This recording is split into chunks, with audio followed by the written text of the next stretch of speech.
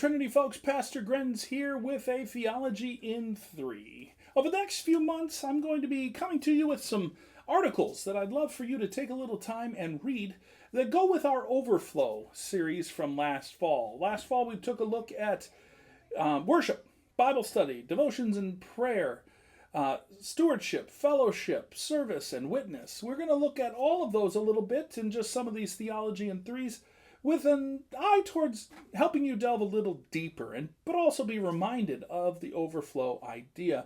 God fills us up so that we can then be flowing out His grace, His mercy, His word into the lives of others. But I'm going to do that in a slightly different way. It's not going to be a Bible study. I'm going to share with you some articles I've found from the secular side of things that actually reinforce some of what I've shared with you. The first thing we're going to look at is worship. And to do that, I want to introduce you to a wonderful blog that I follow called Art of Manliness. Art of Manliness is a great blog run by a guy out of Oklahoma, and he does a wonderful job of giving all sorts of philosophy and daily practical ideas. But he also wrote a wonderful article called Why You Should Go to Church, Even If You're Not Sure of Your Beliefs. And it's a great, wonderful article. Talks about all sorts of things, and he's coming at it from a secular side. He's actually telling people who are not Christian they should go to church.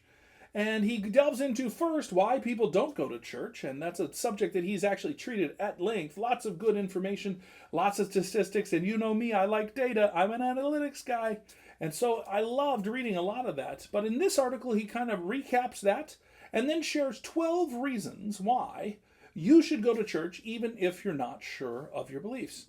Now, I want to share just 3 little ideas with you from this article. I will link the article in the email that brings you this, and you can get it online. I want to share 3 little things with you for it. First is the rhythms of ritual and routine that Brett McKay, the writer of Art of Manliness, talks about. And it's the idea that you and I understand. Have you ever met a little old lady, somebody that goes to church and they just always are talking about when they miss church, their week feels off. It isn't right, it isn't good, it isn't what it should be. That rhythm that comes to the ritual and routine of life is something that helps us to be able to navigate the way in which our world operates. It gives us anchor points to allow us to be able to recognize time passing by, but also feel like we are not being steamrolled by it. And of course, church provides these types of opportunities because we deal with a lot of ritual. We have the readings, we have the hymns, we have different things, the sermon and the sacraments, baptism and communion that help us to anchor our lives and to kind of deal with the way in which the world works by having a place to retreat to or a fortress from which to operate from. So those rhythms really, really help us. And when we get into regular church attendance, 3 out of 4 weekends a month, that's what I've asked for. We understand and we kind of get the idea of how each week is going to go. I'll also remind you that we start our week with church. The first day of the week is Sunday, not Monday. That's the first day of the work week. We really don't have a weekend.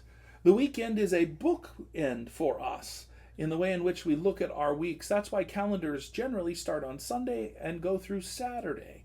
Now, yes, I have seen the calendars that start on Monday and go through Sunday, making a true weekend out of Saturday and Sunday.